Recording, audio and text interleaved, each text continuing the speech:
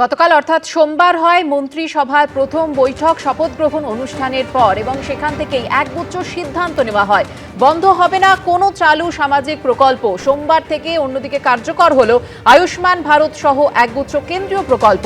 সীমান্তে কাটল জমি জট। সরকারি চাকরির আবেদনের বয়সের ঊর্ধ্বসীমা বাড়ানো হলো 5 বছর। প্রথম মন্ত্রিসভার বৈঠক, যেখানে জানিয়ে দেওয়া হলো যে চালু কোনো সামাজিক সুরক্ষা প্রকল্পই বন্ধ করা হবে না।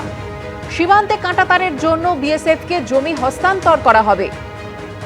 রাজ্যে কার্যকর করা হবে আয়ুষ্মান ভারত।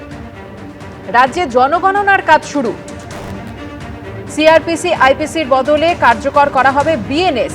চাকরির আবেদনের বয়সের ঊর্ধ্বসীমা 5 বছর বৃদ্ধি করা হয়েছে।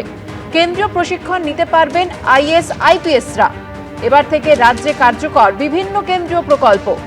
সেই সঙ্গে নিহত বিজেপি কর্মীদের পরিবারকে সাহায্য করবে রাজ্য সরকার।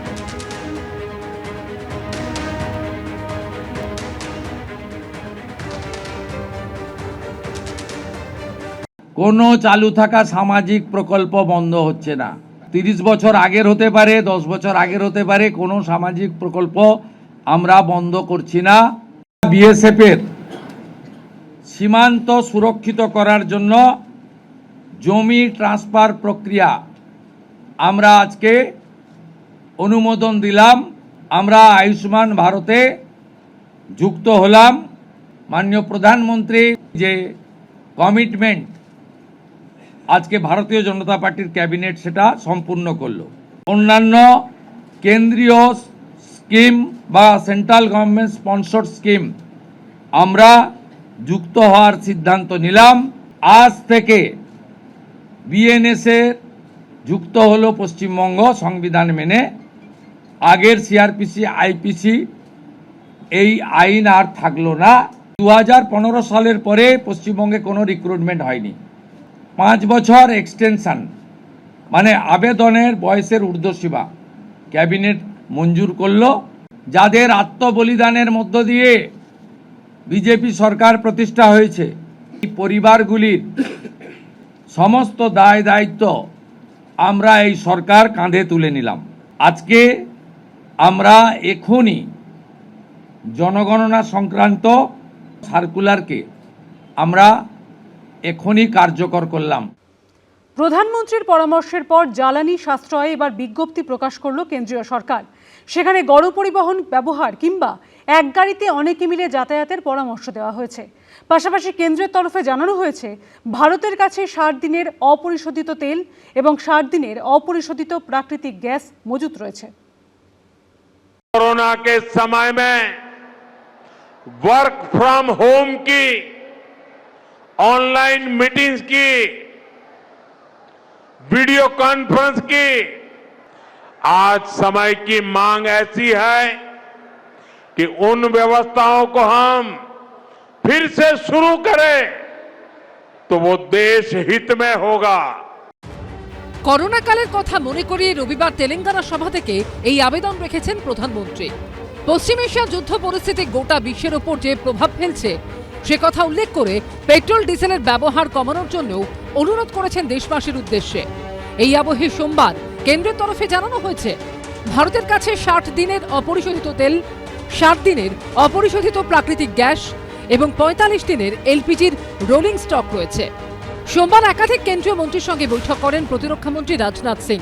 প্রতিরক্ষা মন্ত্রকের বিজ্ঞপ্তিতে বলা হয়েছে অনেক দেশেই জ্বালানির দাম 30 থেকে 70% পর্যন্ত বৃদ্ধি পেয়েছে। ভারতের তেল বিক্রয়কারী সংস্থাগুলো প্রতিদিন প্রায় 1000 কোটি টাকার লোকসান নিজেদের কাঁধে তুলে নিয়েছে, যাতে বিশ্ববাজারে জ্বালানির আকাশ ছোঁয়া দামের বোঝা সাধারণ মানুষের ঘাড়ে না চাপে। বিজ্ঞপ্তিতে পেট্রোল বা ডিজেলের সাশ্রয়ের জন্য গণপরিবহন ব্যবহার কিংবা এক গাড়িতে অনেকে মিলে যাতায়াতের পরামর্শ দেওয়া হয়েছে। भारत के पास बड़े बड़े तेल के कुएं नहीं है। हमें पेट्रोल डीजल का उपयोग कम करना होगा। शहरों में जहां मेट्रो है वहां हम तय करें, अगर कार में ही जाना जरूरी है तो फिर कार पूल करने का प्रयास करें। আমাদের জ্বালানির 90% তো আমরা ইম্পোর্ট করি, আমাদের অত প্রোডাকশন ক্যাপাবিলিটি নেই। আমরা নিজেদের একটা করে গাড়ি করে ঘুরি, একটু যাই কোথাও বেড়াতে, অফিসে যাই একলা নিজের গাড়িতে গান শুনতে শুনতে। সেইখানে উনি কার পুলিং এর কথা বলছেন, উনি অল্টারনেটিভ এনার্জি সোর্সের কথা বলছেন, যেমন রেল, মেট্রো, এগুলোর কথা বলেছেন। হয়তো কার পুল করলে কিছুটা তো কম হবে, সাশ্রয় হবে দেশের জ্বালানির ডিমান্ডটা, কারণ এই জ্বালানিগুলো আমাদের US ডলার দিয়ে কিনতে হয়। এরই মধ্যে আইটি কর্মীদের সংগঠন NITES এর পক্ষ থেকে শ্রম মন্ত্রকের কাছে বাধ্যতামূলক ওয়ার্ক ফ্রম হোমের নির্দেশিকা জারির আর্জি জানানো হয়েছে। এবিপি আনন্দ। বেলডাঙ্গায় তৃণমূল সরকারের পাড়ায় সমাধান প্রকল্পে দুর্নীতির অভিযোগ তুললেন হুমায়ুন কবির। তৃণমূল পরিচালিত পঞ্চায়েত সমিতির সভাপতি সহসভাপতির ঘরে তালা ঝুলিয়ে দেন তিনি। তদন্ত না হওয়া পর্যন্ত অফিস খোলা হবে না বলে হুঁশিয়ারি দিয়েছেন আম জনতা উন্নয়ন পার্টির জয়ী প্রার্থী, যদিও অভিযোগ অস্বীকার করেছে তৃণমূল। সভাপতির চেম্বার তালা দিয়েছে, চাবি আমার কাছে। দুর্নীতির অভিযোগ তুলে এভাবেই তৃণমূল পরিচালিত পঞ্চায়েত সমিতির সভাপতি সহসভাপতির ঘরে তালা ঝোলালেন রেজিনগরের জয়ী প্রার্থী হুমায়ুন কবির। আমজনতা উন্নয়ন পার্টির জয়ী প্রার্থীর দাবি, বেলডাঙ্গা 2 নম্বর ব্লকে পাড়ায় সমাধান প্রকল্পে প্রায় 28 কোটি টাকা বরাদ্দ করেছিল তৎকালীন তৃণমূল সরকার। তার অভিযোগ, কাজের বরাদ দিতে প্রায় 18% কাটমানি নেন রেজিনগরের তৃণমূল প্রার্থী আতাউর রহমান। তদন্তের দাবি তুলে সোমবার বেলডাঙ্গা 2 নম্বর পঞ্চায়েত সমিতির অফিসে ঢুকে সভাপতি ও সহসভাপতির অফিসে তালা লাগিয়ে দেন হুমায়ুন কবির। রেজিনগরের তৃণমূল প্রার্থী আতাউর রহমানের স্ত্রী বিউটি বেগম বেলডাঙ্গা 2 নম্বর পঞ্চায়েত সমিতির সভাপতি। দুর্নীতির পাহাড় হয়েছে এখানে, প্রত্যেকটা ওয়ার্ক অর্ডারের এগেনস্টে। এই যে আতাউর বিউটি বেগমের স্বামী, এর নির্দেশে 18% টাকা তুলেছে। আপাতত 1 মাসের জন্য এই চেম্বার বন্ধ থাকবে। সমস্ত দুর্নীতির উদ্ধার করা হবে। স্বচ্ছতা ছাড়া আমি এই প্রশাসনের এই পঞ্চায়েত সমিতি চলতে দেব না। আগামী দিনে এই পঞ্চায়েত সমিতি নতুনভাবে গঠন করা হবে।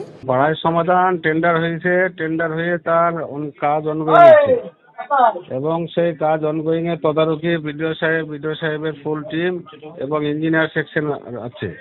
তাহলে কাজ কোথায় দুর্নীতি হয়েছে না হয়েছে ইঞ্জিনিয়ার সেকশন দেখতে পাবে। কাজ না হলে তার বিল হবে না। তো সেই জায়গাতে দুর্নীতির কোনো গল্পই নেই এখানে। যা হয়েছে টোটাল টেন্ডার প্রসেসিং করে, ওখানে কোনো ভাউচারে বিল হয় না, ওখানে কোনো টেন্ডার না করে বিল হয় না। দুর্নীতির তদন্ত চেয়ে বিডিওর কাছে ডেপুটেশন জমা দিয়েছেন হুমায়ুন কবির। রাজীব চৌধুরী, এবিপি আনন্দ, মুর্শিদাবাদ। এবিপি আনন্দ, এগিয়ে থাকে, এগিয়ে রাখে।